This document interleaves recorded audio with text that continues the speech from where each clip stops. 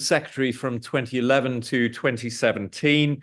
Some of you may well know him from his time as Undersecretary General for Humanitarian Affairs and the Emergency Relief Coordinator for the UN from May 2017 to June of 2021. He's a fellow at the Centre for Global Development, but the pinnacle of his career, I'm sure, is he is a professor in practice at the Department for International Development at the London School of Economics as well.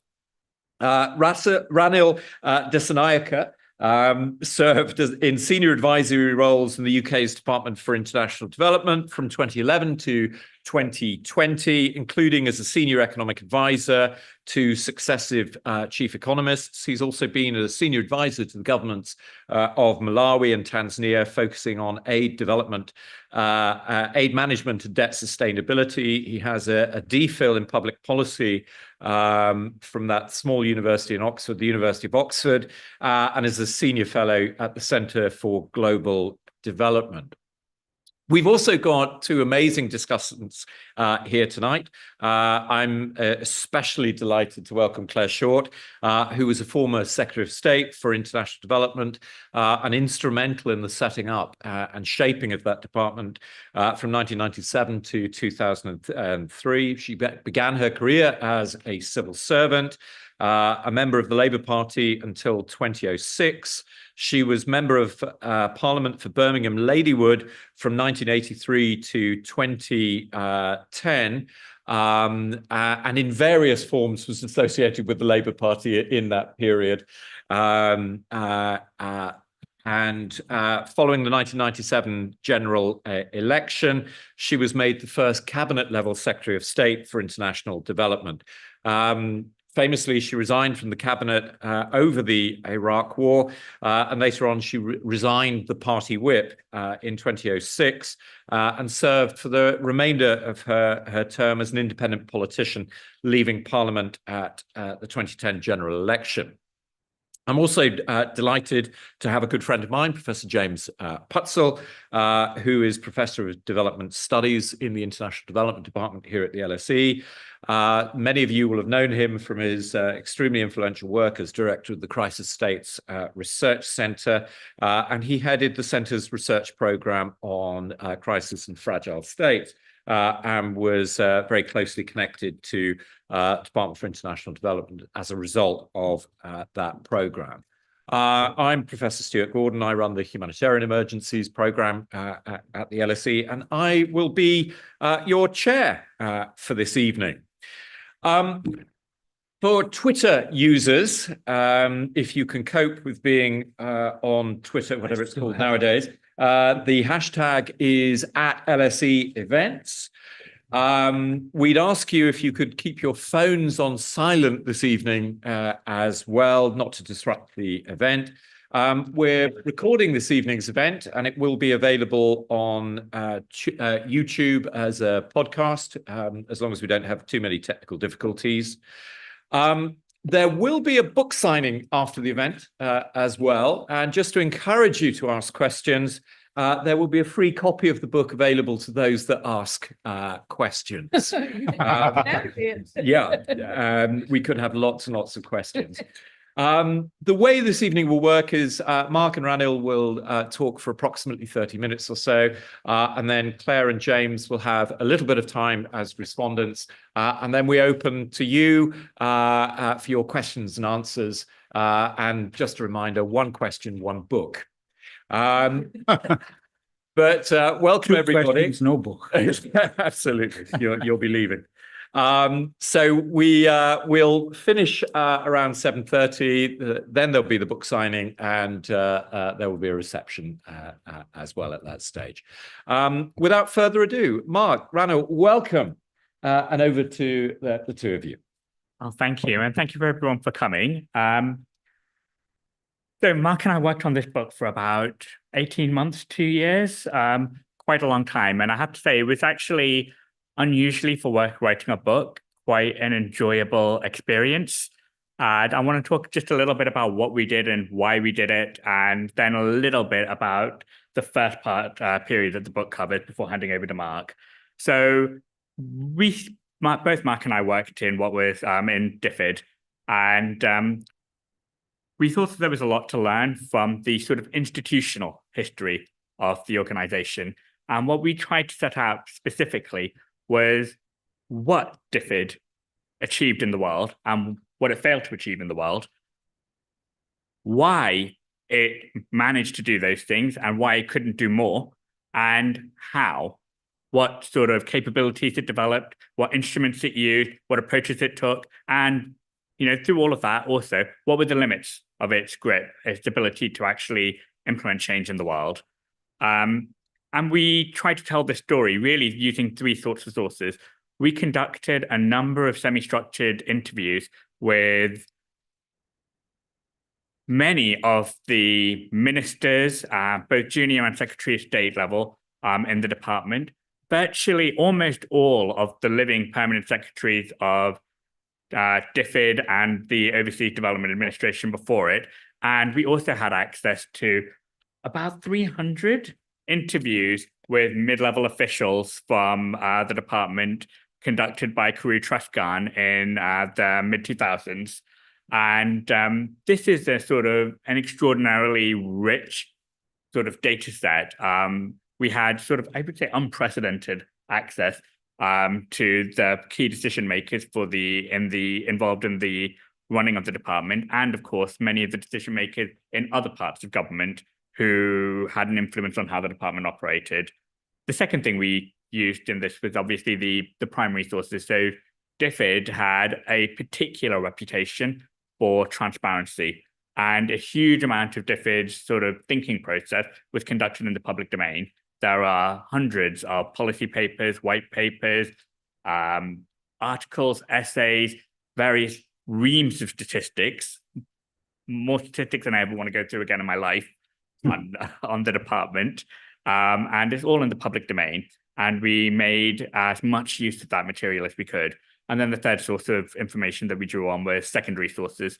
So there's a great deal of academic work on the kind of things DFID did. And also, particularly in the early part of its life, there was quite a lot of academic interrogation of DFID as the department, what it was doing and why, whether it was working effectively, and whether its aims were the right ones. I think that's where I'll sort of switch into the sort of early days of sort of DFID. So DFID was established in 1997, and I was 16 years old. So I think I'm the only person on this panel who did not have a sort of working relationship with DFID in its early years, which makes me I think the only person who can unbiasedly comment on it. But there's a bit of a danger when I worked in DFID from around 2010 onwards. And there's a bit of a danger. I was a bit worried that as we were writing the book that we'd put on rose-tinted glasses, because it seemed, I asked many people who did have sort of direct roles in that 1997 onward period, are we over-egging this? Many of them said, actually, no, it really was that good. And I think there are three reasons for that. The first is Claire's role, because when Claire was given the brief in opposition, she quickly developed an unusual level of clarity about what she wanted to achieve with the department. And it can be sort of, it's summarized, it's in there in the names of all of the first white papers that DFID produced. It was eliminating world poverty. She had one idea that was both compelling, people really could get behind it. It was tractable in that there was stuff that a government department could do to accelerate that goal. And it was sort of measurable. It could be checked upon. And that clarity, it was also ambitious, I have to say. That clarity of purpose then parlayed itself into the form, into the development of the department. Claire and John Verica, who was the first permanent secretary of DFID and the last permanent secretary of the Overseas Development Administration, decided that an independent department was the best way of achieving those goals. And the last thing is that she fought the corner for what the department was doing across Whitehall, internationally, and not just for the department, but for the goals that we adopted, which were at the time with the International Development Goals and then became the Millennium Development Goals. The second reason that it was such a good time is just the global and national mood. It was my former boss at the Center for Global Development, Masood Ahmed, described as the unipolar moment, where there could be agreement and common action towards a goal. In this case, it was the eradication of poverty. And we were extremely lucky that in that moment. There was also a lot of optimism, also domestically. I mean, the economy was starting to turn around. There was a sort of new government which had a sort of extraordinarily large and strong and enthusiastic mandate. And it was a government that was motivated by delivery. It wanted to achieve things and get things done. And then the last thing that sort of was established almost from the beginning was the quality of the people that it attracted. And there's something that came up repeatedly as we interviewed people with how many people took a pay cut to go and work in DFID, because it was so exciting to be in a place where everyone around you had the same mission. And it was so full of other brilliant people. It was a really exciting place to work. And it was still an exciting place to work when I joined in 2010, although decliningly so over the following decade. The last point I want to make before handing over to Mark here is that it's important to note one thing I didn't mention there, which was the money. Actually, when DFID was established in 1997, the UK had a fairly meager aid budget, and it remained fairly meager because the Labour government in 97 kept the conservative spending plans on international development for the first few years. It's not that effectiveness follows the money. It's that the money should follow effectiveness. And the department built up its ability to achieve and deliver. And over time, the budget increased. And I mean, that's the right way around. When it reverses, bad things happen. And I'll hand over to Mark, who will say a bit more. Okay. So thanks, as Ranil said, all of you for coming.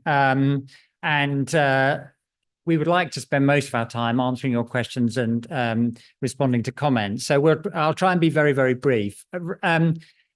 I just do want to say that what we've done in the book is describe DFID's contribution. I say DFID, he says DFID, which is a part of Wales, by the way. We've tried to describe DFID's contribution to the reduction in global poverty, because Claire set up DFID to drive the elimination, ultimately, of global poverty. When the department was created, there were 4 billion people on the planet who were not living in extreme poverty. And when it was destroyed in an act of vandalism by Boris Johnson, there were 7 billion. And the defining feature of DFID, in a way, is that there is no other 25-year period in the whole history of humanity, 150,000 years, in which life improved so much for so many. As Ranil said, he worked in Malawi for a while. I too worked in Malawi. I was there in the mid-90s. In Malawi at that stage, the average life expectancy was 43 years. Our family had a guy who worked for us in our house, who did the cooking for us. He married a young woman, and she died having their baby, and that was very common.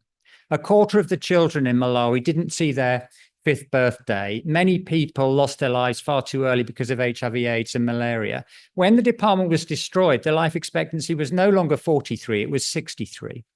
And that was because of a small number of at-scale investments, in many of which DFID was the global leader.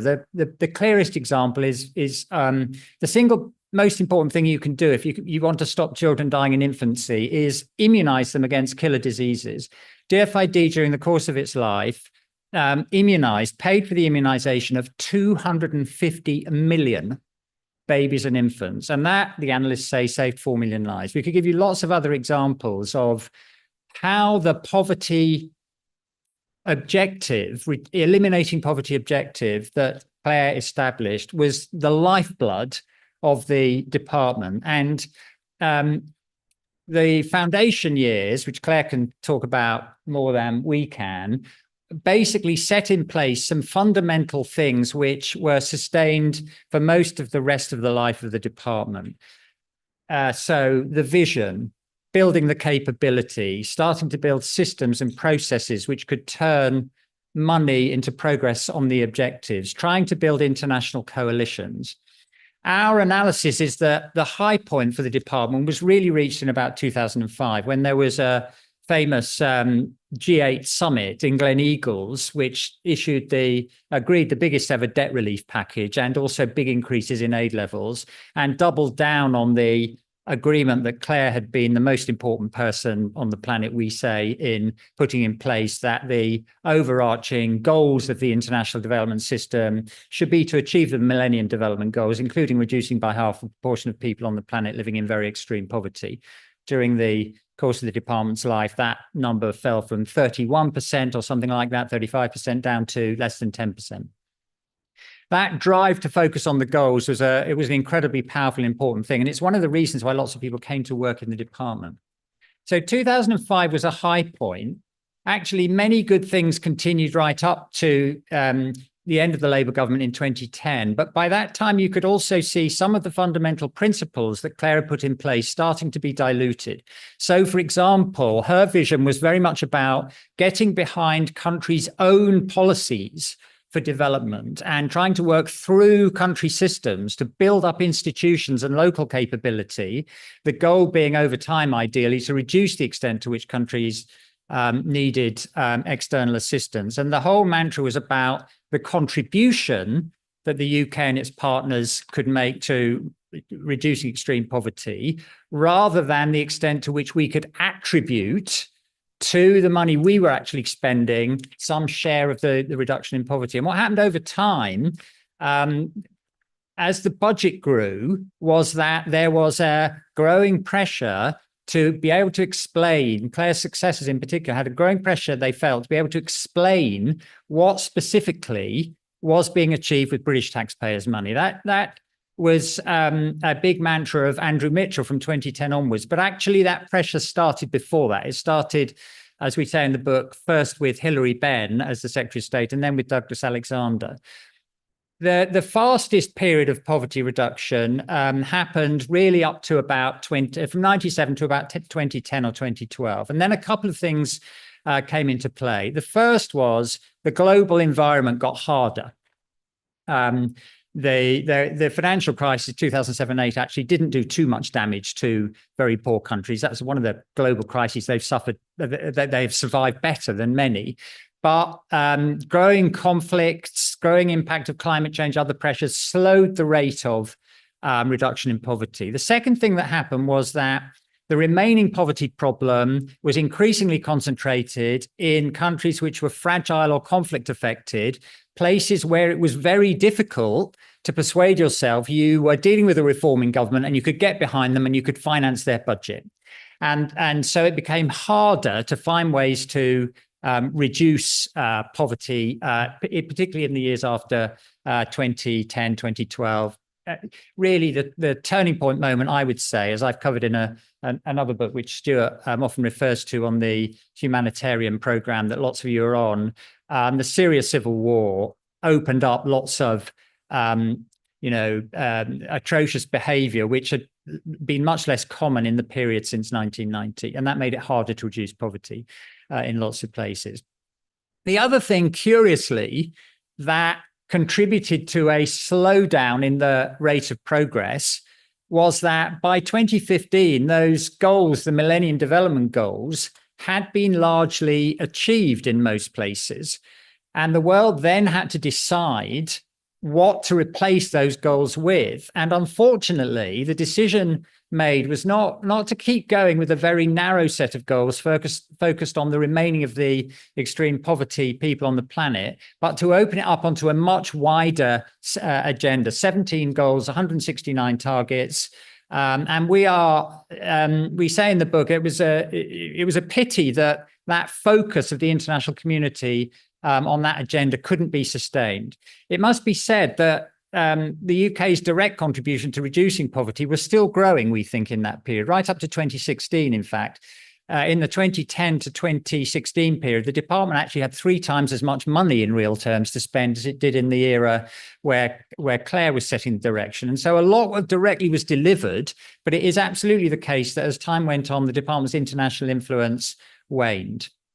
The last few years, particularly after I left DFID to go and work for Antonio Guterres at the UN were a really difficult period for the department. In the wake of the Brexit referendum, the political leadership collapsed, the policy focus was diluted, the level of attention on these issues all disappeared, and the way was set for the department to be abolished. And we describe in the book, in particularly chapters 12, 13, and 14, that last period and what happened after it.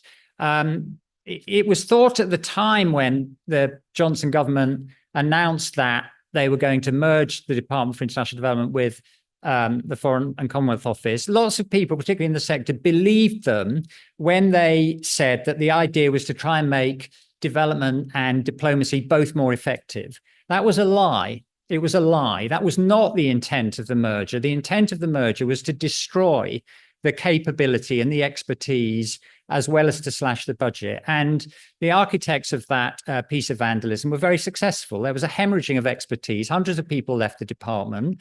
If they stayed in government, they went to do other things. And the systems which enabled, particularly the Conservative government, who were very focused on needing to explain what they were achieving with the money, the systems which enabled quite high success rates in using money to achieve objectives were completely destroyed. That was reopened when Rishi Sunak became the Prime Minister in 2022, and he brought back Andrew Mitchell, who again was an important influential Secretary of State. And Andrew started a process of seeing what could be rebuilt from the rubble created by Boris Johnson.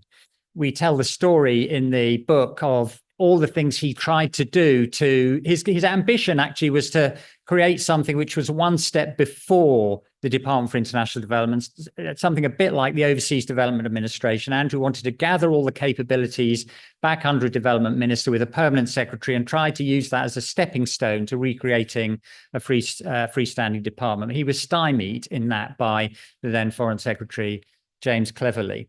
Lots of people during these years were hoping that the Labour opposition would, as Labour had always done whenever they'd been in government before, re-establish a respectable role for Britain on international development.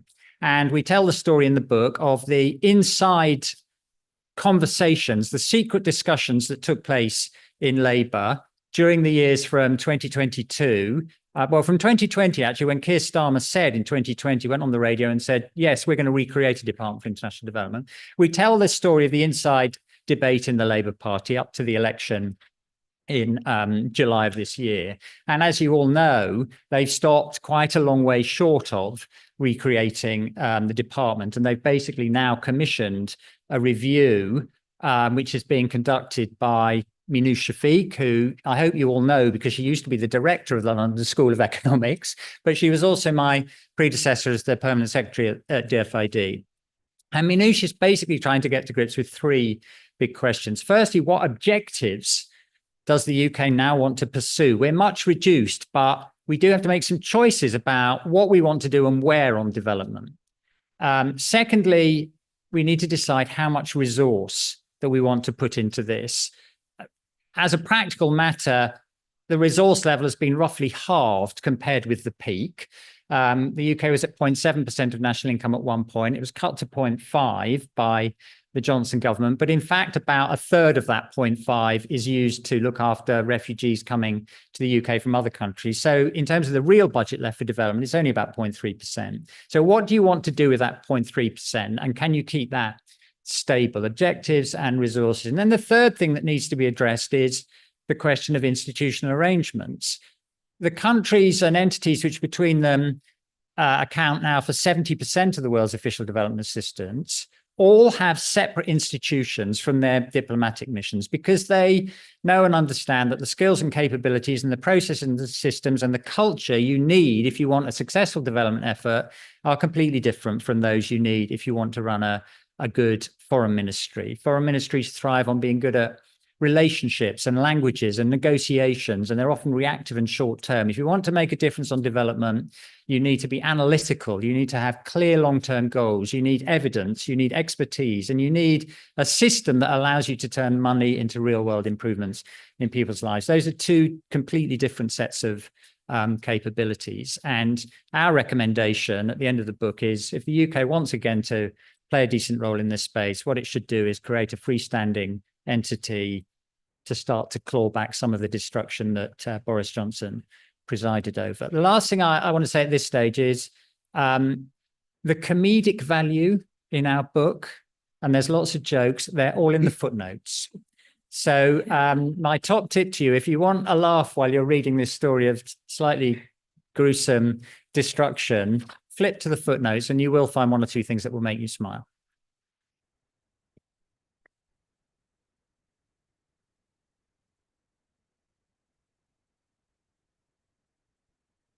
Claire, in the book, you come out as something of a hero. Excuse me, James before me. Okay.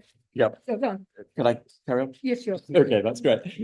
You're something of a hero in this, somebody who seized the moment and brought a kind of unique perspective and a unique vision. And I guess I've got a question in all this, which is, to what extent was DFID a kind of accident of history almost, the right person at the right time? Or was it a product of the kind of world we lived in at that moment, that unipolar moment, this enthusiasm for things international, for international society? It was a different way of looking at the world. So I wonder if you could perhaps say a little bit about those early years.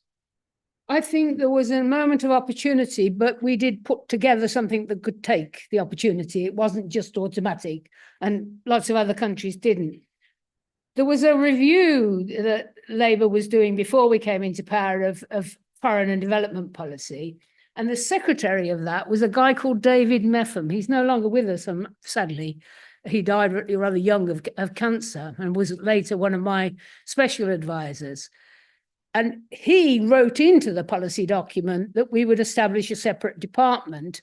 Now, and there's history in this. If you look through, Labour governments would have a separate ministry, not always with as much power as we had, and not at cabinet level, which gives you, it's not just sitting in the cabinet. Actually, the cabinet hardly functioned under Blair, but that means you've got real heft across the whole of Whitehall. And you have to do things about more than distributing aid to get successful development. And Robin Cook was the chair of that committee. I was on it, and then I was moved into transport, and I had to not go to the meetings because there's a lot of stuff in transport. But anyway, the Foreign Office hated the proposal, didn't want to lose the budget. I mean, this is what Boris Johnson said. They make me put money in Zambia and I want to spend it where I like. I mean, he was really naked about, he wanted to splosh the money around for diplomatic reasons, not anything to do with reducing poverty or anything serious like that. So the Foreign Office really tried to undermine the department, and they got to Blair and they got to Robin Cook. And there was a spat, some tension before we went into government about whether to keep that commitment. And John Vereker was very important. I went around Blair asked me to look at whether it was a good idea and what were the examples from other countries. And I honestly looked at other countries, and there's all sorts of models in different countries. But John Vereker said, if you want a serious development organization, it's got to be standing on its own. Otherwise, it's endlessly undermined by short-term diplomatic and political reasons. And he famously tells the story of when he was a young civil servant, Princess Anne was going to visit somewhere. Was it Sri Lanka? It was Ecuador. Oh, and he had to pay for a band and all the band instruments so they could play for her when she came. I mean, not absolute nonsense, not serious, splashing the money around. And of course, it wasn't that much money. So I then used my stubbornness I think the Blair judgment, they didn't particularly want me in the cabinet, but they didn't want a big row with me. So between John Vereker and I, we held on to the commitment to have the department. And I have to say, it'll never be as good as part of the Foreign Office, whatever the Foreign Office leadership is. Britain, as you all know, is very committed to the American alliance. The Ministry of Defence is committed to working with the US. You know, all the spies want to work with America to stop going wherever they want to go and spending the money and really be serious about development. You need an organisation that can be committed to that. And also, it's not just aid. You've got to change trade agreements, tax agreements, all sorts of other things. So obviously, climate change has become more and more important, but it needs expertise and it needs long-term thinking. And the Foreign Office just can't do that. So that's the first bit of it. And then we'd had all those UN conferences that you're probably too young, most of you, to remember, but on everything, health, reproductive health care, education, which had distilled what had been achieved in development and what hadn't into quite interesting and important findings. And then the OECD Development Committee put those together and said, let's do this. Let's have a joint push to push all these things forward. We've learned how to do it. And John Verica was on that committee, helpfully. And there's a guy called Richard Jolly. I don't know if you know him. He's quite old now, but he used to work at UNICEF. I met him early on and he said, look at that report. And that's when I got, okay, we've got this stuff. It's been agreed by everyone. So it's not the UK telling everybody what to do. It's based on real experience, that the UN has gathered, but from experience of years in all policy areas. Well, let's go for this. It means when we're working with countries, we're not telling them what to do because they also are involved in setting these objectives and so on. And it means when we say to the World Bank, the IMF, the whole UN system, and try to work with other countries, as well as the partner countries that we're working with, let's agree these are our objectives. They belong to everybody. It's not, Britain's great again. I don't know how you notice as we diminish, they keep telling us how great we are. It's not Britain telling people what to do. It's saying, let's get on and do this for real that we've all agreed we want to do.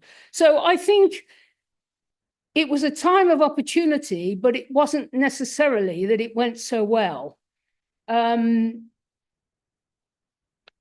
we grabbed it and others joined in. I mean, there was a real tussle. The UN wanted to do something big to mark the new millennium. And there was lots of different ideas about what to do. And there was a battle to make poverty the point. But once you got that, you're starting to get the whole international system saying reducing poverty is the point. And we've moved it all up. So there was an opportunity in the time, but it needn't have been taken. And we were in the right place at the right time with the right ideas. And then I want to say this other thing. Everyone talks as though politicians and leaders of departments are the ones who do everything.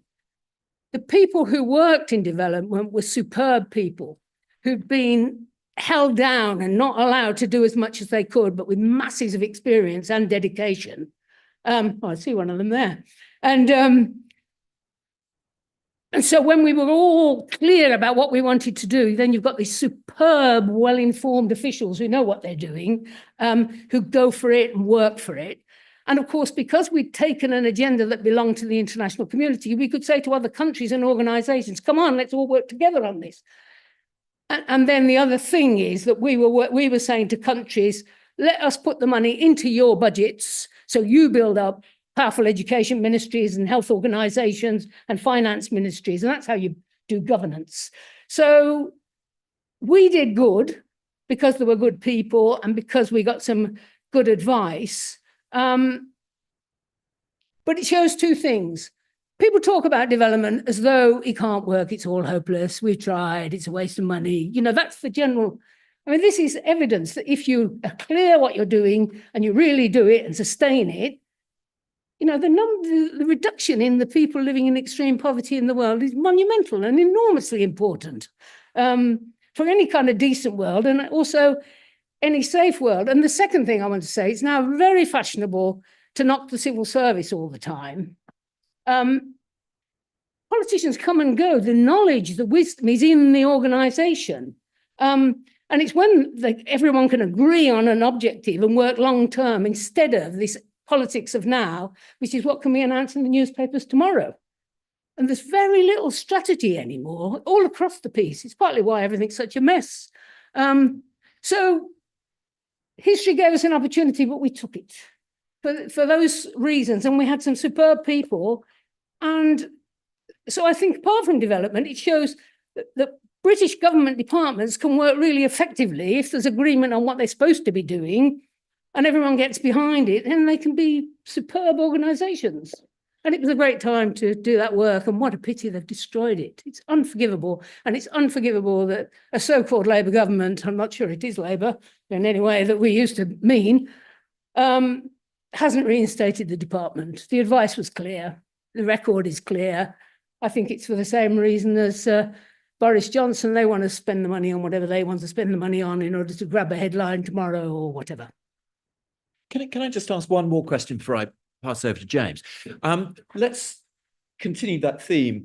If DFID was a product of a particular set of circumstances and you and a group of people grabbing those circumstances and making something special happen, you had a very clear vision. It was poverty reduction, it was MDGs, it was simple and communicable in a way that few other ideas really are.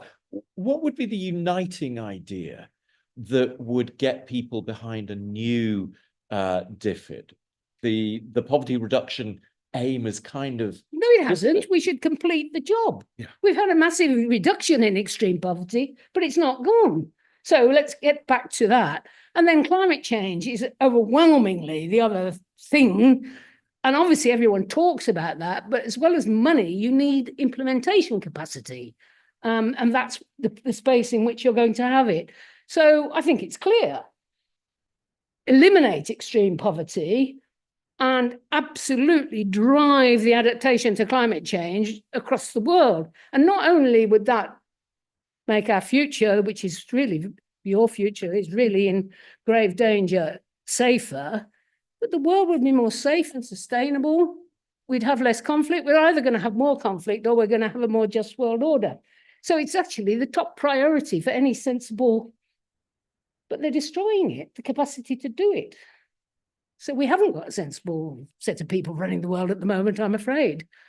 And I apologise to the younger people in the audience. I don't quite know why it's all gone so bad so quickly. James.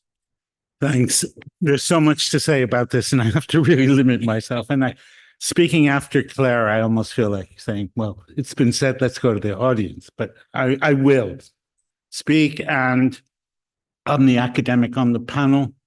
So I have to raise a few critical points, maybe two. But in terms of the comic content in the footnotes, which I enjoyed, you share that with Karl Marx. All the interesting comic elements of Das Kapital are in the footnotes. So one should read the footnotes. I think this is really an important book, not only in the rise and the decline of DFID and maybe the possibilities for rebuilding a DFID, but also on what's happened in development aid more widely over the past 30 years. So this is a book that will be on the reading list of those studying development studies going forward. Extremely well written.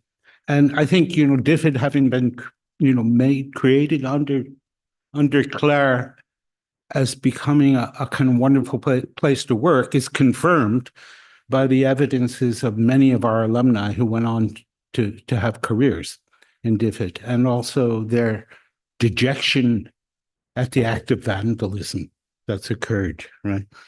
The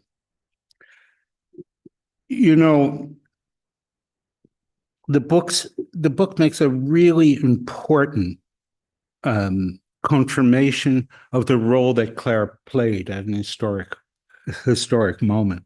And this laser focus on poverty was really the reason that DFID had such success. And that was down, I think, largely to Claire's leadership.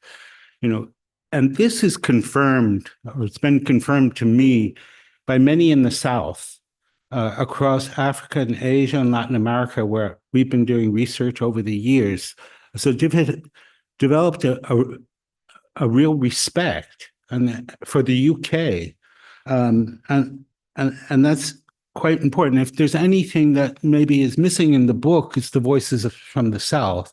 And if you were to do an addendum or a follow-up, that might be another angle, or encourage somebody else to do it, because you get even deeper understanding of what DFID accomplished by speaking to people in Rwanda, by talking to people in, not only across Africa, but even by talking to people in China and how they interacted. By the way, I was going to save that for later, but one blind spot in the book, I think, it's really important to celebrate the reduction of poverty. Globally, an important part of the reduction of poverty was China. And a lot of the poor who managed to rise out of poverty were the poor in China. And I think it's important in these polarized days that be noted. And perhaps when you're talking about So people say, it wasn't really a reduction in poverty, it was just China. No, Economic that's growth. right. Fair enough. And the rise in life expectancy and so on shows, of course, China helped the world to move forward, but that shows it was country by country, not just China. No, and it's absolutely important to point it out country by country, but I think that context is important, particularly in the polarized situation in the world that we have right now. I think that one of the most important points of the book that the book makes, and that you just celebrated, and you've said it before, and I think it's true, and that's that it demonstrates and it chronicles a time when politics and political action can make a real difference, and a real difference in terms of poverty reduction. This is, and I think that's the message for young people of today, when things seem so hopeless in many ways after elections in the United States and elsewhere. And I think that's a huge contribution of the book. And that's positive action to reduce poverty in the context of a neoliberal era where inequality has been growing, and also in the context of the very aggressive actions of Western powers, the United States and the UK itself, and their allies in places like Iraq and Libya. So it's an amazing accomplishment to move forward with poverty reduction in that not only intellectual environment, but that political environment. So that's a critical edge I would have. I wouldn't expect you to talk about it, but I think I want to come back to it once more. I'll be very brief. There's a number of things in the book that are really important, that show the originality of what Claire and her team brought into international development. One of the big things was the big push for budget support. This cut against the grain of all the critics of aid and whatnot. But this is extremely important for understanding the role that states have to play if there's going to be poverty reduction that's sustainable. And the focus on, contributing resources to education, to health, and to social protection, these were really big gains. And we can see that moving away from them, is really deadly. But even going so far as the advocacy DFID made during those years in a neoliberal world, to advocate for the elimination of user fees or fees for education or health, very, very important contributions. I could make a whole string of observations of detail, and maybe we can talk about some of them afterwards. But I kind of want to make two more points. The first is that, from an academic or an analytical point of view, an historian's point of view, I think you might have strengthened your argument even more if you had given a little bit of attention to the Pearson Commission of the 1970s and the battle. It was a hard-fought battle that came out of the evaluation of the way aid had been used as an instrument for military purposes and also for promoting Western commercial interests. So that the achievement and the definition of aid, excluding military aid and commercial spending for promotion of donor countries' corporate interests. This was really important. That it wasn't realized until Claire's era is, evident and well talked about in your book in terms of what happened under the Conservative government, the Pergau dam scandals, and the way in which Britain was, using its aid to promote its commercial interests. But that moment was really important. I raise it because I think there should be a bookend in this book. That is the first bookend. And the second bookend, you touch on it, but it's underplayed. It's 2015. And this was the damage done. Talk about act of vandalism. This is the damage done to the international aid effort, largely led by the UK in the subsequent government, so in 2015, to redefine aid and allow, aid to be spent and diverted to military purposes. Much spending that was covered by the MOD now was, allowed to be taken out of the aid budget. I think you skip over this too without enough attention. And UK, I think, but you could correct me, drove that change. And at the same time, in the same year, in different acts within the OECD DAC, there was the pushing of or the allowance of aid to be spent for risk reduction for commercial companies to invest in developing countries, and particularly perhaps in fragile states. But this I think is a very damaging move that's with us today, and it sort of fits in with your book, and really you might have explained it. I want to finish with just one comment, which is more my own academic understanding of development, because while I think this historic contribution to reducing poverty is so important, it again is, happening in a neoliberal era where I think some of the early understandings about the purpose of aid have been eclipsed. The post-War War II development economists saw as the biggest challenge facing the peoples of former colonies and the countries left behind was a financing gap, that they could not get a structural transformation without filling that gap. And originally, the idea of aid was largely to fund that gap. And that's still, from a political economy perspective, that's still a screaming need. And that's very important. And during the neoliberal era, we forgot about that. Okay, or that was forgotten about. And today, from another perspective, probably the biggest challenge is financing.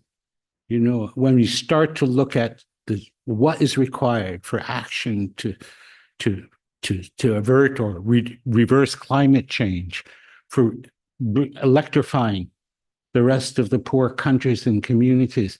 The financing gap is really important, which doesn't diminish anything about the contribution of DFID during Claire's era or about the really important messages that your book makes. Yeah, thanks.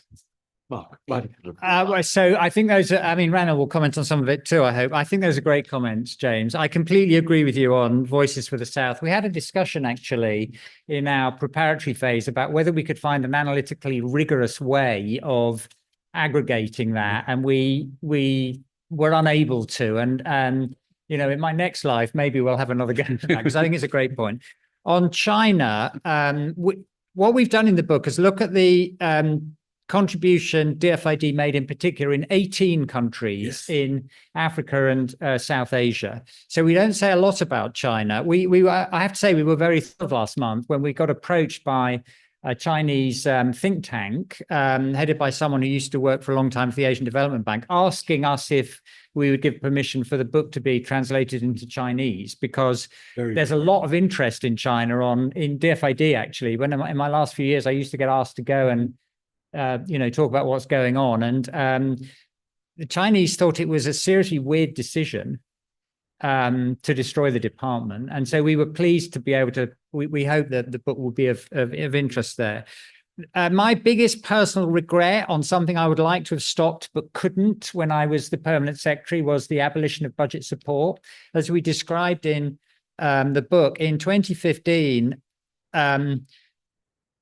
just after the election, where the Conservatives on their own formed the government, George Osborne basically thought he could no longer rely on the argument he was using with his backbenchers that we have to do this development stuff because the Lib Dems are insisting on it, and instead decided we have to tell a story about using the development budget to promote the national interest.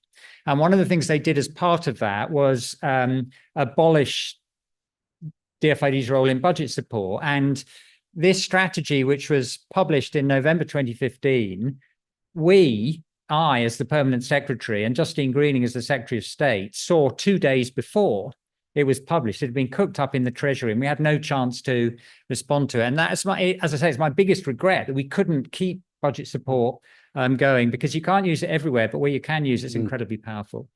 On the question of definitions of aid and other government departments, I think there's two different things that are going on, which, if you don't mind me saying, I think you've conflated a little bit. Okay. The first is a big dilution, really from about 2013, of the proportion of the British official development assistance budget that was spent by DFID. It got up to 80, 85, almost 90%. And then at the point where we decided to go from about 0.56 to 0.7, most of the increment went to other government departments, including some of those you list. And we analyze in the book all the evidence of the effectiveness with which those other government departments spent the money. Spoiler alert, poor. And of course, none of those government departments were governed by the act that was put in place when Claire was the Secretary of State, which required all the spend managed by DFID to be demonstrable in how it was reducing poverty, and only allowed one purpose, which was to promote development. These subsidiary purposes, exports or whatever, were outlawed for the DFID budget, but that was not so with the official development assistance budget spent by other government departments. So that dilution of the budget spreading around Whitehall was a big problem. The second thing you allude to, though, is basically changes in the definition of official development assistance. The most criminal one of those is the huge proportion of the budget now being spent looking after asylum seekers and refugees. When Claire was the Secretary of State, the same rules applied, but we took a self-denying ordinance to say, no, we were not going to do that. That's really an abuse. We couldn't get it changed in the OECD, but we refused to do it. And subsequent governments took a different view. And then there was, and I got annoyed some people in the White House and in Downing Street when I said this straight after the G8 summit in Cornwall was it 2021? What was happening at that stage was that Britain and other countries were using a bit of their aid budget to buy vaccines to give against the COVID vaccine to give to developing countries. And there was a dirty deal cooked up in the OECD, which allowed the charge for those vaccines to be the average price of a vaccine. In fact, what Britain was doing was buying cheap AstraZeneca vaccines, $3 or $4 a shot, and they were charging $8 or $10 a shot to the aid program for it. There were multiple other abuses of the ODA regime. And it was not so much on the military side, I don't think. You must tell me more about your concern there. But there were abuses of the ODA system, and we need to shine more light on them and try to close them down. Let me give Ranil a chance to respond on other points. That was fairly comprehensive. I will say just 2 more points to add to that. The first is, back to the China question, you can cut this almost any way you like. The progress in reducing poverty is nearly universal. There's a couple of outlier countries, but it's nearly universal. And it's not just on poverty, it's on child mortality, maternal mortality, on the number of people in school, even if not necessarily their learning outcomes just yet. And that's actually extremely important because it shows that this sort of vision and primarily this is driven by the countries themselves, and the development agencies could only help and can maybe add a little wind to the sails. But it shows that even in very, very difficult circumstances, we had the grip to actually push those things forward. And China is a sort of an exceptional case because it was a little bit like a slingshot being held back. About 3 decades of appalling policies being let go. And that's really why you see such rapid and such enormous progress in China. And it's not true, actually, that aid had no function there, because China was an aid recipient in these early years. We had a program in China. We had a program in China. All parts, yeah. The other point I want to make is, I think in response to your comments a little bit, there's a slight tension. Financing is the biggest challenge for a lot of countries right now.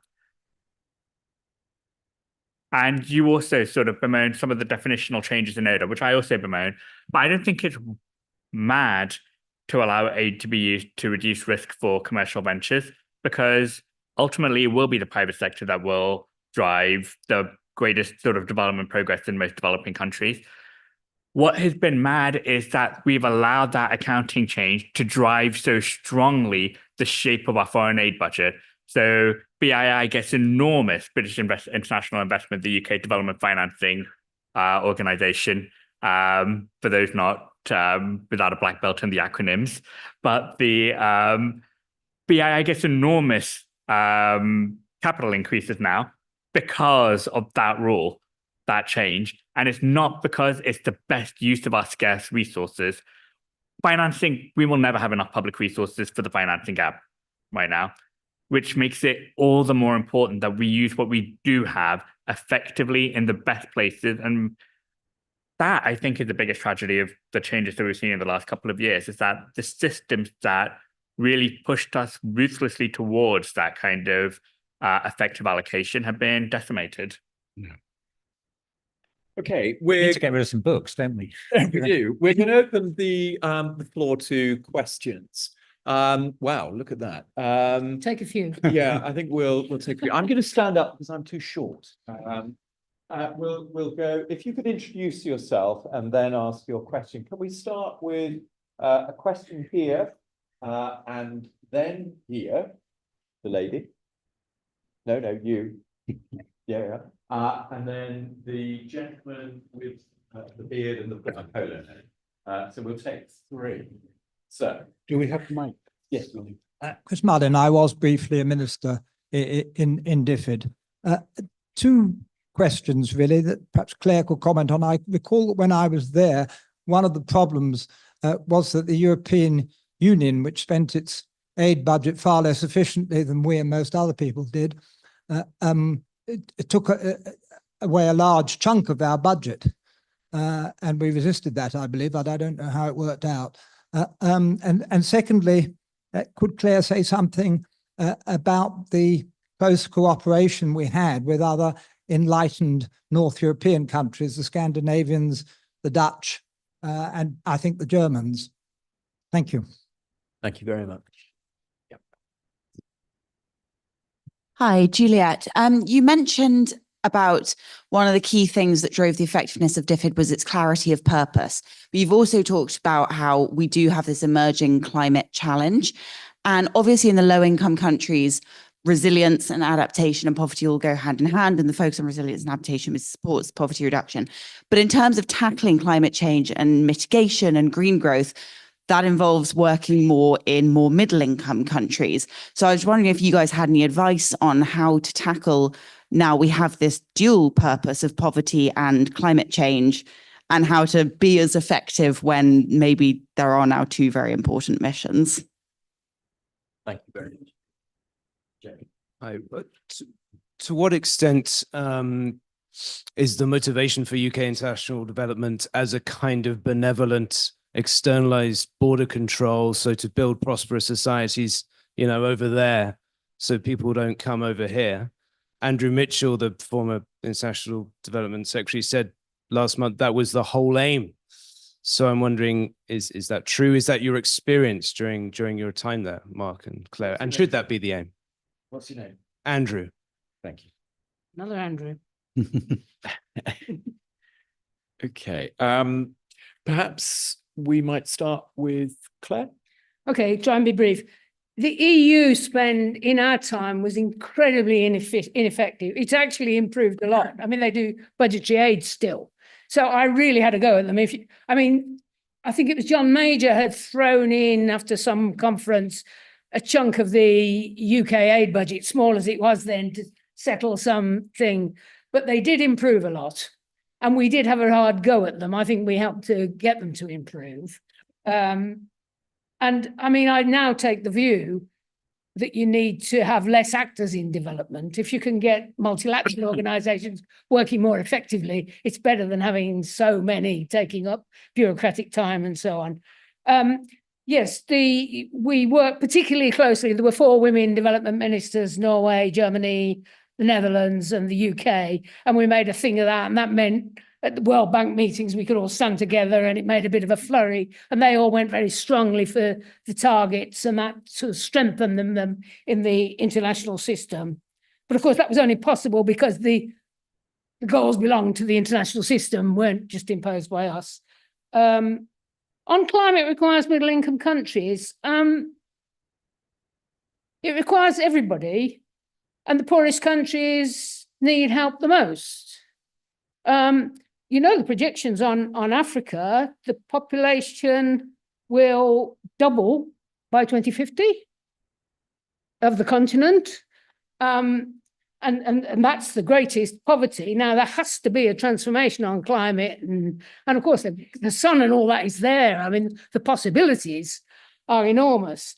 And I think actually on the economy, if we do more land redistribution to small farmers, you'd create the incentives for economic development, a kind of class of people who know how to work in the economy. So of course, there should be something with middle income, but the priority should still be the poorest countries. I mean, Africa needs partnership to really give it a chance.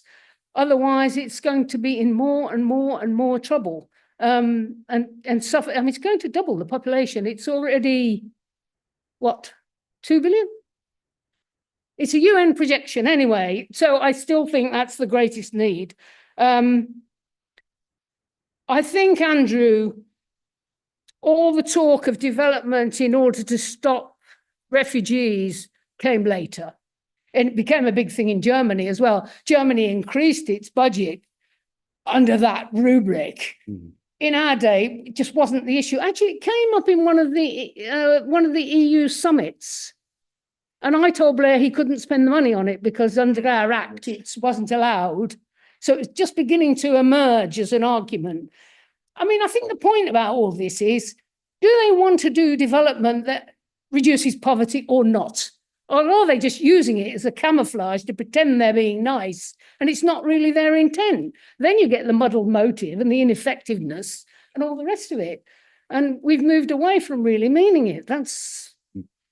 And if you really mean it, you can't be doing it in order to stop people emigrating. You've got to just do measurably what can achieve results. Mark, then Ranil, and then Jack. So just to build on Claire's last point, I think it's helpful, and we've done. You'll see if you read the book. We've tried to do this quite carefully. It's helpful actually to distinguish between the objective on the one hand and the narrative on the other hand. The reason why we really liked the 2002 Act, and we talked about it a lot in the book, is because it meant that unless you wanted to be dragged into court, there was only one permissible objective, which was focusing on poverty. And I was actually quite relaxed while I was in the department up to 2017 about what the wider narrative was. I mean, I could see it was a growing problem for politicians to justify a very large aid budget in the wake of austerity and lots of domestic problems. In retrospect, our view is not just that it was a bad idea to try to give statutory effect to the 0.7 target. That was a bad idea. It was also, I think, quite questionable whether it was a good idea to get to 0.7 in the wake of austerity. Anyway, my point, Andrew, is distinguish between the objective and the narrative. Just to Claire's Africa point, the fact that I keep coming back to on this is by some point from the middle of this century onwards, most of the children born on this planet, more than half of the children born on this planet will be African. And unless Africa can develop, the prospects for those children, the implications for everyone else are quite bleak and stark. And that's why Africa should really be the focus for development efforts from now on. Yeah, so just 2 quick points, and I want to take primarily the adaptation point. But on the migration narrative, I was asked a number of times, can we say that our aid budget is going to reduce migration? And my answer was always pretty much no, because actually, the truth is that if our aid budget is used well and incomes increase, migration will probably increase. People are prevented from migrating by 2 things: their desire and their ability to afford to. Migration is expensive. And when people get richer, the desire may decline. But the thing that declines faster is the budget constraint that stops them from migrating. So it may have been a useful narrative, but it was never really true. There are specific things you can do about conflict that may prevent some sort of cross-border movement, but that will primarily be just across the border, sort of not the kind of migration that most of the politicians are talking about when they say that the aid budget is going to be helpful to reduce sort of small boats arriving in the UK. It just doesn't have a role in that, really. Not unless it's absolutely magnificently misused, which is always possible. On the adaptation versus mitigation point, all development is adaptation. The adaptation is, are you as well off as possible given the coming changes in our climate? And there are millions of strategies towards that. One of the best things you can do to help a small village that is going to be subject to drought, build roads, because then people can get, when the drought happens and the food prices increase, people will sell them food. They can drive food into the place. All development is adaptation. And doing development well means that you are adapting to the reality of what the world will look like. Mitigation is something it's quite different. And the financing needs for mitigation are absolutely enormous. And you can easily spend all of the global development budget on mitigation and not make a dent in it. If you want to really impact mitigation, what you need to do is you need to make green technology cheaper than all the alternatives and easier to use. And we can use a little bit of aid to make that happen. And I've actually written quite a lot on how you can do that. But you can't just be financing vast amounts of infrastructure building in India, because you could spend the whole aid budget, barely make a difference, and then have nothing left for the challenges that aid is actually good at fixing. I could rant on, but I'll stop. I want to hear the questions, but I'll just add one point, and that is that, if a geopolitical strategy involves destroying states, bombing them into smithereens, you're going to increase refugee flows. And this has to be looked at squarely in the face, and the contribution that our own government has made to increasing it. Just look at North Africa and the elimination of Libya. This is an active... And then in Syria, an active vandalism. The other thing is that the levels, the historic situation, this connected of inequality, is such that the peoples of the poor countries will be knocking on the doors of Europe and North America, etc., until this shifts. Most people don't really want to leave their homes. I've spent a lot of time in communities in developing countries. People would prefer actually to stay. And so I do think this is, this is really important. It's not just this equation, the richer people get, the more they'll migrate. There is something in what you're saying in the data, but I think the fundamental point is this. But that really does require a much more radical shift than we've had with poverty reduction so far in terms of attacking inequality. Yeah. Okay, we've got a question that's come in from the overflow room. To what extent this is from Bal Dital. Many of you made mention of the importance of circumstances as a contribution to DFID's historic success. Many of you also expressed dissatisfaction with how things currently stand. What, if anything, makes you optimistic about how we can make the most of the present moment? I've got a feeling I know how the answer is going to go with that one. Let's take 2 questions from the floor as well. We'll take lady here, if we can. And we'll take lady black top there. And the gentleman at the, we'll take 3 from here, and the gentleman at the very back, who I happen to know, is Howard Mollett at the Capital. So lady. Hi, my name's Rosti. I'm an alumni on Stuart's course. I'm now an economist in DEFRA and I work on the UK Government Overseas Development Assistance Blue Planet Fund. So my question is directed towards Mark with your PermSec hat on and Claire with your Secretary of State hat on. Going off the conversation that we had on climate change, how practically do you think that DEFRA and the FCDO could kind of knowledge share? Assuming there's not going to be a separate development department, how can DEFRA draw on the expertise with the more development side of FCDO? And who do you think should kind of hold the pen on that? Okay, great question. Who did I go for next? Yeah. Hi, thank you. I'm Elia. My question is, how do you suggest we begin to understand or even reconcile the incredibly critical perspective we take in our studies here, LSE, of the international development efforts and institutions between the 1990s and 2010s with the very, reassuringly positive take on DFID and its activities during that time? It's one for you. Yeah. Howard.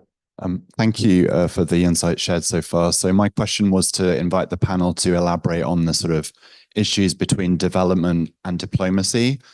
Having worked for different NGOs throughout DFID's existence and now with FCDO, I agree with, of course, what you said about the merger being an act of vandalism and this tension between the short-termism of the political diplomatic and the longer term on development. But nonetheless, as you also identified, the thorniest kind of the poverty is now in those fragile and conflict-affected states. And so that sort of politically informed, contextualized approach, and or if we think of contexts that, like Libya and elsewhere that were alluded to, where there's the sort of destruction of states and mass atrocities, that sort of legal and diplomatic contribution is important from the UK as well. So just from your analysis and your experience with DFID, any examples or recommendations for what we advocate for now and or those working through the review, how to sort of crack that whilst not falling into the traps that you alluded to? Thanks. Thank you for those questions. You don't have to answer all of them, but maybe... Because I didn't hear the questions, I'm going to try and work out what the questions were from the answers. That's fine. So we'll start with Mark, maybe, then Claire, then James, and then Ranil. So to deal with is it Val's question, the first question from the room outside, and the what should we be optimistic about?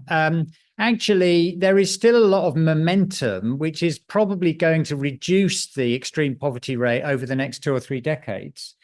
And there's also going to be a lot of technology enhancement, which is going to be spread faster, which will particularly help keep reducing the infant mortality rate and the mortality rate from adults from other killer diseases. There's quite a lot of hysteresis, the momentum, which will keep driving quite a lot of progress, regardless of lots of other things. The question is whether we can get back onto a rapidly, reduced path again of poverty, or whether it goes down more slowly than it could do if we pay more attention to these issues.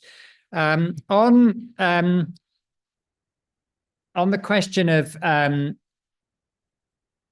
what can you do in fragile states? It would be nice if we were at the point where we have run out of good things to do to reduce extreme poverty and suffering in fragile states. The truth is there's loads and loads of stuff we can do, even in the current environment of fragility and conflict. It is very difficult to build states and institutions in those circumstances. We need to try harder to do that. The department spent a lot of the last 10 years of its life trying to explore different models for that and made a little bit, but not enough progress. But even setting that aside, you know, there's loads of stuff you can do, which countries are always willing to tolerate. I mean, I was involved, for example, even during the period when the Taliban were largely in control of southern Afghanistan. I was involved in things in the acquiescence with them, which allowed immunization campaigns to go on. So there's loads you can do, you know, loads of social protection measures you can take. There's loads you can do to keep children in school, even when fragility is high. This question of last thing I'll respond to on the woman from DEFRA. Ranil spoke to the importance of distinguishing between mitigation and adaptation. It's a bad idea to use precious grant aid resources for mitigation because most of the things that need to be done on mitigation are financially viable and should be done in partnership with the private sector. What scarce aid resources should be used for is primarily adaptation. And on two particular things, I would say, in Africa. Firstly, there are tens of millions of households who continue to be reliant on rain-fed subsistence maize. That is a decreasingly viable livelihood because the rains are too variable. There's, again, millions and millions of households primarily reliant on rain-fed pasture, livestock agriculture. Again, in many places that is decreasingly viable. So what you need to do is invest in alternative livelihoods, better water resource management, better seeds and tools, making markets work better. And that will be a way in which you can promote alternative livelihoods, diversified rural economies, and so on. Now, the question inside the British government is, if you buy that division of labor, where do you think you've got your expertise to do each of those things? I don't think, with the best will in the world, that DEFRA or the Climate Change Department would claim that they are the country's experts on the rural economy across great swathes of Africa. What is left of the capacity in the UK system on that is in the remnants of FCDO, and that needs to be built up further. And I think one of the things you will see in Minouche's review is some recommendations to try to do that. What makes optimism? It's difficult to be optimistic in general in this time, but you know, old Gramsci, pessimism of the intellect, optimism of the will. I mean, we have to find what could be put right if enough of us work for it, rather than sit around feeling depressing though it is. So, I mean, this book, the criticism, I mean, people give a new government space and don't criticize. It's time to come in at them harder. And, you know, it's just as general public opinion, people like you and so on. I mean, that needs to be done. And that could influence the outcome of the reviews. At the moment, I'm not terribly optimistic about them, but, you know, if Minouche got more pressure, she might come up with something more radical. But the other thing is what's going on in the global south. There's much more ownership of this. I mean, look at the G20 in Brazil, abolition of hunger. There's more of a lead coming out of the global south on the reduction of poverty, which wasn't always so. You know, the elites didn't much care about the poor. That is shifting. And that is a cause for optimism. On the last question, diplomats aren't there to do development. I mean, they're not trained for it. They don't know how to do it. It's just nonsense to think that a lead can come from diplomacy. Of course, when DFID was there and strong and decentralized and knew what it was doing, then the local British ambassador or high commissioner would get behind that agenda because that was where the power lay. But to the question, you know, how you can get the diplomats to drive development, the answer is badly. It's not what they're for. James. You know, whenever I'm low, I want to come and listen to Claire and her optimism of the will. And that's true, you know. And I think it's important in the academic setting. You a number of different people in the LSE are teaching about development. And of course, there are different perspectives through those courses, et cetera. And I can't speak for all of them. But I think, our objective is to get people to think critically, which doesn't mean criticize everything, but to be able to think critically and have the analytical skills to then go on and do things like work in DFID and help build up, its programs. So it's our job in academia, I think, to kind of try to transmit, cultivate, nurture the skills to be able to look independently, critically, et cetera, in order to contribute to making things better. And I think, a lot of the people who studied development at the LSE were part of what you describe as, the years of DFID success. I won't say more than that now. Thank you. Time is Ranil? pressing, but we're going to take two more questions from the floor. And I've got a question from Karen Ferguson, FCDO, ex-DFID, and she's on YouTube listening in. And her question is quite opposite. Is there more that DFID could have done to defend and champion its activities publicly in the media to bring along taxpayers in its mission to insulate it from its subsequent vandalization? We'll take two questions. We'll be on this side. If we can take you and you, sir. And I apologize to everybody else, but if we take your question, we'll be standing between you and the wine and books signing. So you can start, please. I'm Maya. I wanted to ask, so you mentioned that aid is sent to fill developing countries' budget gaps because that is needed to overcome poverty, and that is evidently the most... A bit clearer, I can't understand you. Can you hear me? Yeah, Sorry, that's yeah, good. that's right. Oh, yeah.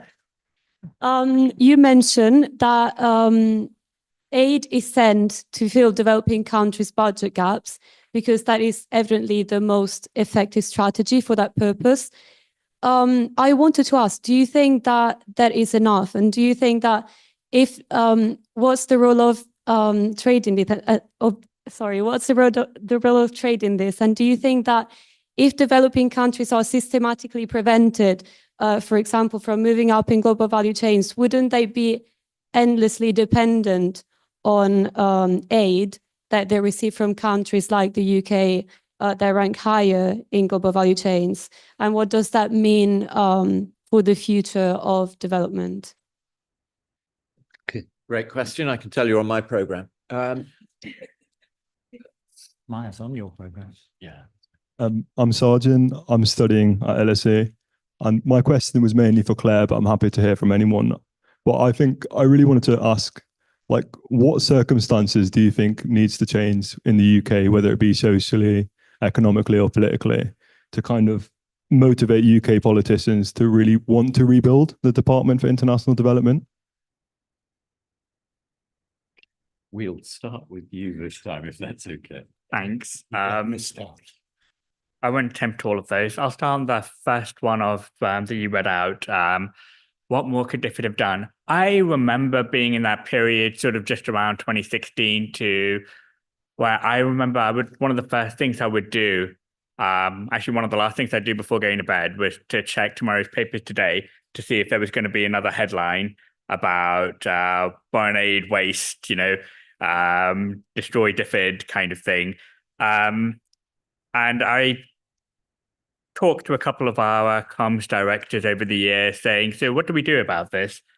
And at the same time, I also remember just around the time of the Brexit referendum, looking into what the EU did to sort of counter misinformation about the EU that was current in not just the press in the UK, but around the European Union. And I found that they had this wonderful website which had loads of myth busting, about various things that you'd see in the newspapers about the EU, and it would show why it's not true, why it might have been true maybe 30 years ago, but it's not true anymore, and so on and so forth. And I've gradually come to the realization there was nothing we could have done, because this was not about some technical defense of whether or not our money was being spent effectively. It was a political battle about values and about what was valued.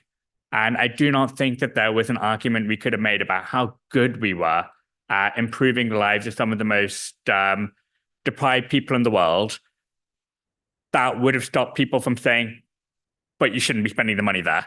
But you've done this thing which sort of looks like the Ethiopian Spice Girls, despite the fact that was actually a pretty good program. It just looked bad when you when the Daily Mail finished spinning it, or was it the Sun? I can't remember. It was one of the two.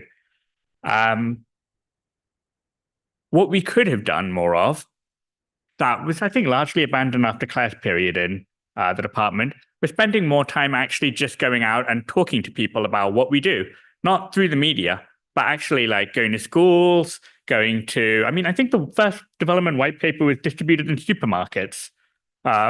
Summary. Yeah. Summary. And churches. Yeah. More seriously, I spend a lot of my time talking about economics, the economics of development, with people who have no training in economics or development, and it is compelling to them.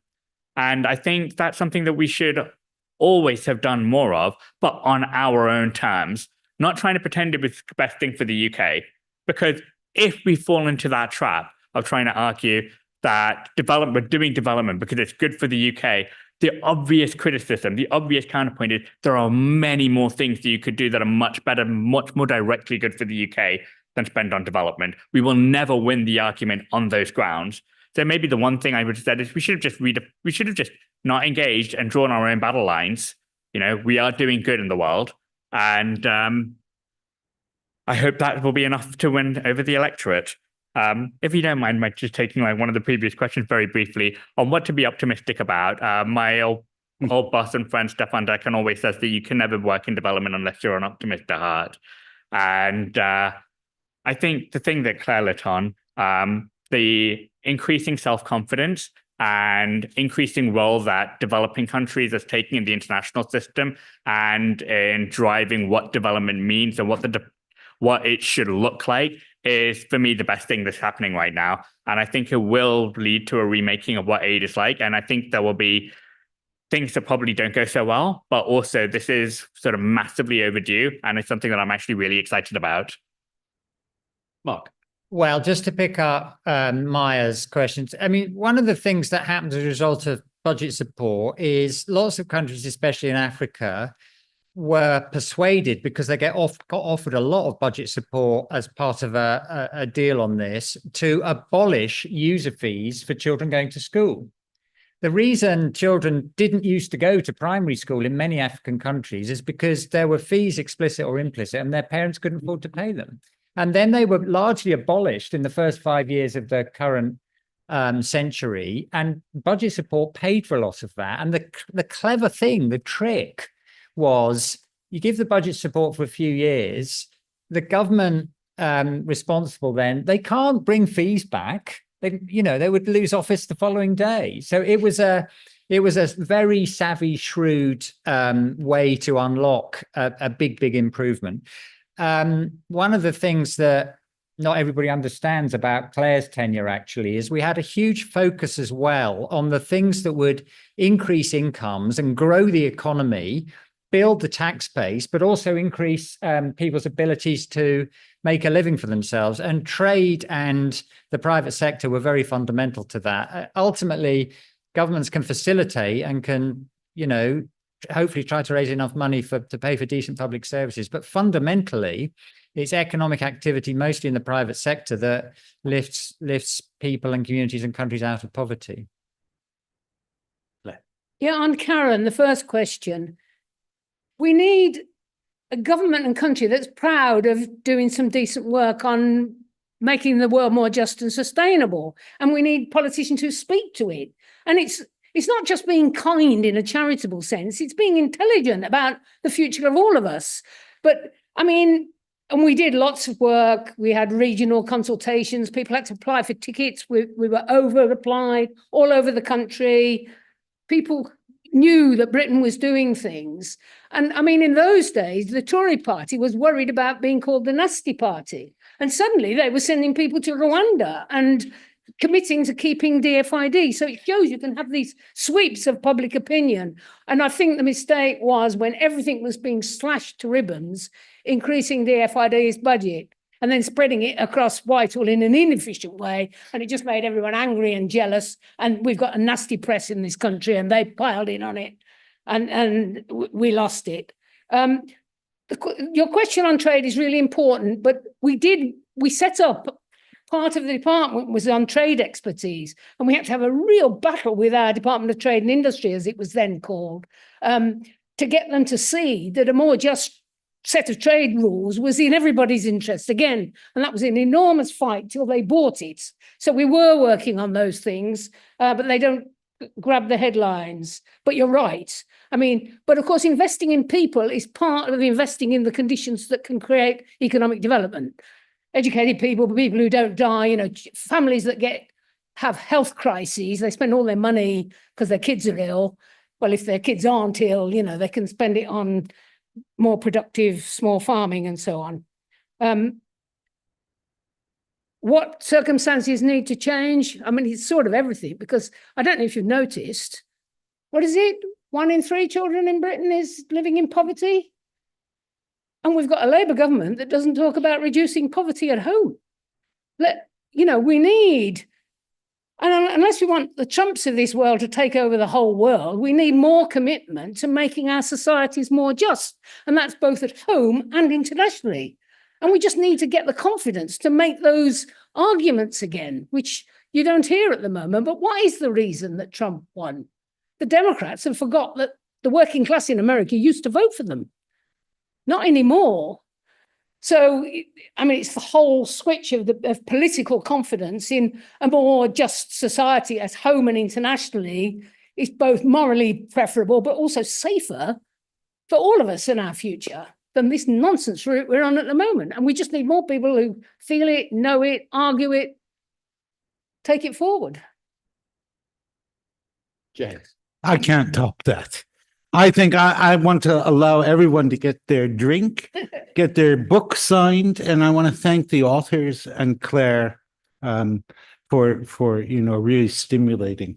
You're good. That's your job, I know. So I'm just going to pass over to Mark ever so briefly. Yes, so we've got a bunch of books at the back. We're able to provide them as complimentary copies because our work's been very generously supported by the Bill and Melinda Gates Foundation and by the Open Societies Foundation.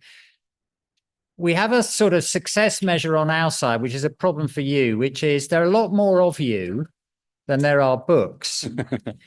We don't want to leave with any books, but unfortunately, there's not enough for everybody. If you would like to read it and you're in the unlucky ones who get too far behind the queue or whatever, I don't know what Stuart's system is going to be for deciding who's the winner of this prize, but the book is available to read for free on the website of the Centre for Global Development, who we both work for. So if you would like to read it and there aren't enough copies, you can still do that. Feel free, if you want to pay £15 on the Kindle to have it and read it like that. Or you can also order a paperback on Amazon if you really want a hard copy. If I could just say a quick thank you to Mark, Ranil, Claire, and James for their amazing insights this evening. I also want to say an especial thank you to Deepa Patel and Maya Bullen, who organised this excellent event and did so much work behind the scenes. And of course, thank you to you for coming this evening as well. Thank you very much indeed.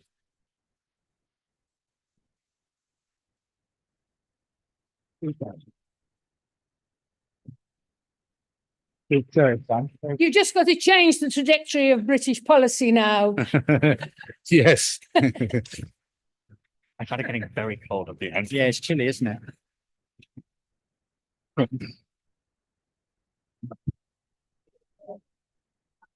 Good, brilliant.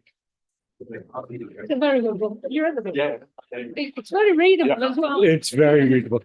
It is surprisingly readable. It is, yeah. But it is stringent, and that's unusual. Yeah. You know, usually books that do the numbers are hard reading. Yeah. No, it's very accessible. It's a good book. The other thing I didn't say to you, but this thing about finances again,